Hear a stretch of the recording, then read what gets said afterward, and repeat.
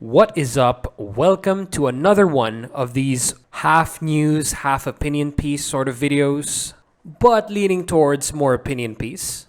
And just a disclaimer, I just started watching New Japan again, so if you want like a more insightful, a more like educated prediction of the World Tag League, I forgot if these three cover the World Tag League itself. I don't know if like Rantin Reviews, Karen Watches Wrestling, or Sauna is Life cover it, but they know more about New Japan than me at this point in time. And like one of them, Karen, is an actual journalist who gets interviews with the actual wrestlers like Tetsuya Endo. Rantin Reviews is the one with the like widest coverage because he covers WWE and AEW as well. To add to New Japan, he's also very unbiased and he might be the best person to follow to like get you into New Japan as like a fan of Western wrestling. And then as for Sana's Life, she covers like New Japan, like basically just New Japan. The only YouTuber after Octopus Stretch, whose channel got taken down, very sad, RIP, who does like various content involving like New Japan, ranking their factions, even ranking theme music. Yeah, really good stuff. And the last is the channel that is most likely to cover World Tag League and like know more about the product than me is SOS, the SOS Wrestling Network. I watched their YouTube. I think they have a podcast somewhere. But yeah, cool dudes. Very entertaining shows back in the day, but it's been a long time since I've actually like listened to one of their reviews. But they're still up there. Might jump back in myself when shit starts in the hospital. But if you're willing to tolerate my incredibly AEW-centric, AEW-biased ass, stay and watch the video. And watch those I mentioned after this. So today's video will be about the New Japan Pro Wrestling World Tag League. That unfortunately I'll be missing for the first few shows. I might watch some of the shows like later on in the month or just the finals. We'll see. But judging on this tournament table, I'm pretty much sure who's gonna win and who's gonna get the best match out of the champions FTR, who are sadly not in the tournament. They are breaking tradition here. The champions won't be in the tournament. But you know what? I play TW. I love those sorts of games. And I never book the champs in the tournament, even if it's like round robin. Because what's the point? If they win, they get the trophies, but they'll still have the match. They'll just be the one picking it. And it's usually never like a pushover Young Lion team, which would be like a sure defense. It would make sense, and you would have the titles longer. So yeah, that's why the champs, I think, should not be in the tournament. Like, even in the G1, the New Japan Cup does it right. Maybe have them wrestle a singles match, have them defend the title, have them face off against the winner in the end. You know, instead of having them eat the pin, and having that be the basis of, like, their next challenger. So yeah, looking at the table. First, we have the team of Hiroshi Tanahashi and Toru Yano. Second is Bishamon with Hiroki Goto and Yoshihashi. Third is Alex Coughlin and Gabriel Kidd. Gabriel Kidd from WCPW. Very talented underdog wrestler. Oh my god, I still remember those days. They had the worst production and like middle tier like wrestling quality. And yeah, next is guaranteed finalists Tetsuya Naito and Sanada. Fifth team is Great-O-Khan and Aaron Henare. So Henare is going to replace Jeff Cobb, who is like the superior wrestler of that team. It's like 70-30. And with Henare, I don't know, maybe they're going to end up as like two singles wrestlers put together. I don't know how these guys work yet. Next is Aussie Open with Mark Davis and Kyle Fletcher. That's a real tag team along with Bishamon. Next is Mikey Nichols and Shane Haste. The former Shane Thorne and Nick Miller of TM61 are now the Mighty Don't Kneel. And that's a really awesome tag team. That's a real team right there. Next is Minoru Suzuki and Lance Archer, the team that I think should make it to the finals. Next is Bad Luck Fale and Chase Owens, another real tag team. The defending champs, I think, from Dontaku. And the team of Evil and Yujiro Takahashi, who's not going to make it very far because you have like one of the weakest book wrestlers in this entire table. So judging by this table, maybe I'll like predict the scores. Maybe I'll give a range. But yeah, I'll play it by ear and we'll see how I'll do it. So yeah, for the team that's gonna get a perfect score or like a near perfect score. So this team will go undefeated, one draw or like just one loss. They're gonna end up with like 16 to 18 points. First team is Naito and Sanada, the team with the best push out of everyone else. They're like so overpowered compared to the rest. It's not even funny. Holy shit, these guys are gonna destroy everyone.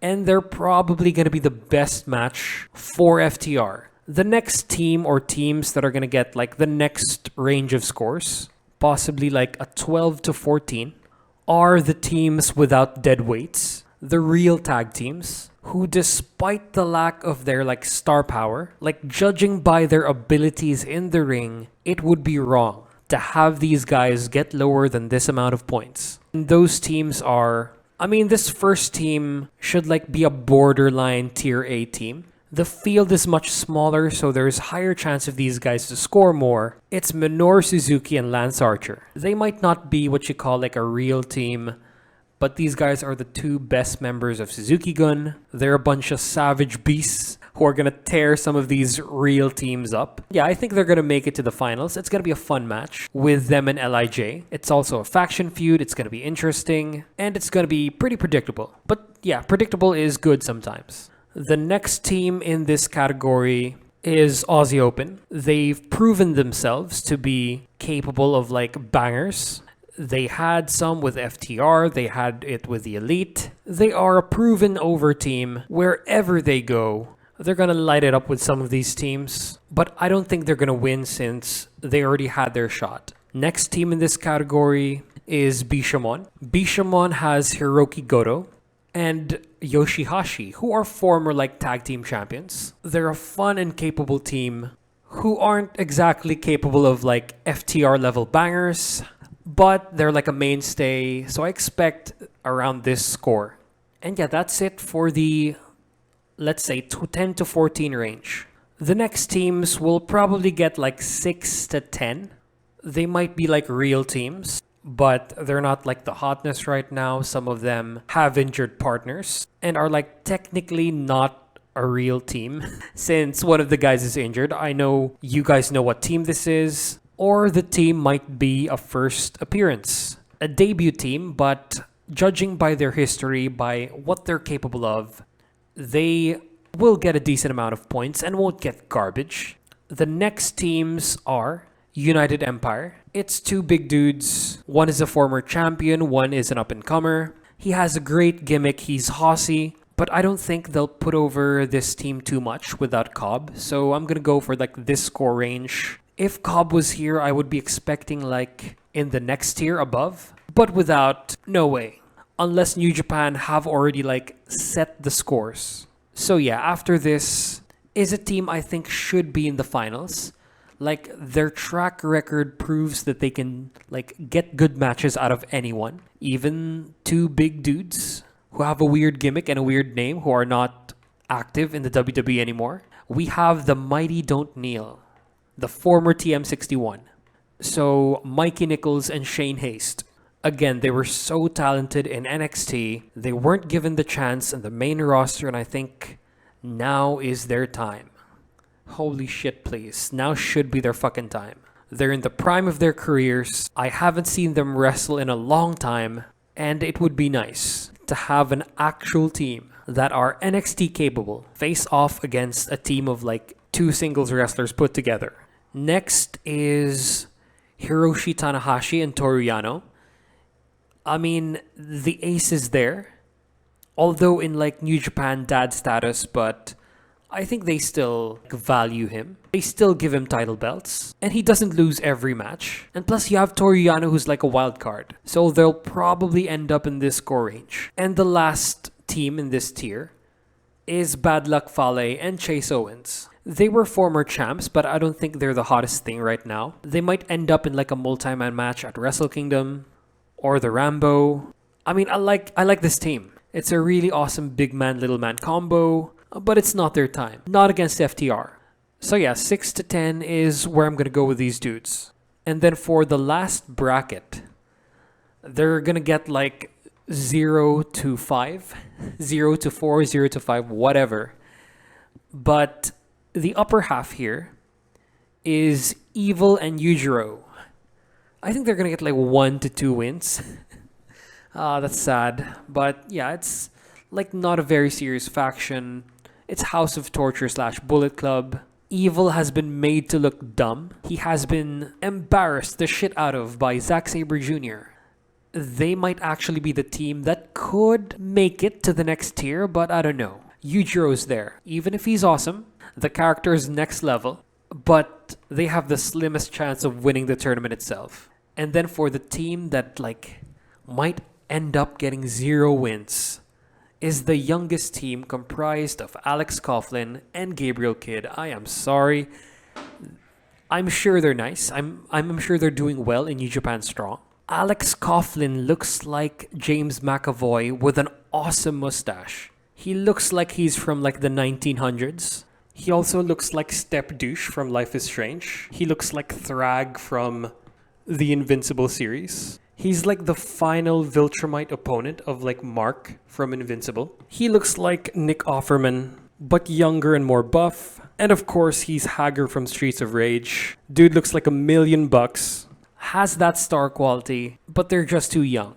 So yeah, sadly, they're gonna go on last, or who knows, they might even surpass Evil and Takahashi. And that team's gonna get 0. But yeah. But the point is, the best match for FTR is with Tetsuya Naito and Seiya Sanada. Like if you have them show up in AEW, have them build the feud there, have them build the feud in New Japan, that would be it. That would be the fucking match at Wrestle Kingdom. Like imagine, even if we just get like multi-man matches on like a Rampage or a Dynamite, LIJ is gonna be there. You can have them work with AEW's LIJ. Just think of the possibilities. It would be fucking sick. But yeah, they're probably going to face off against like Minoru Suzuki and Lance Archer.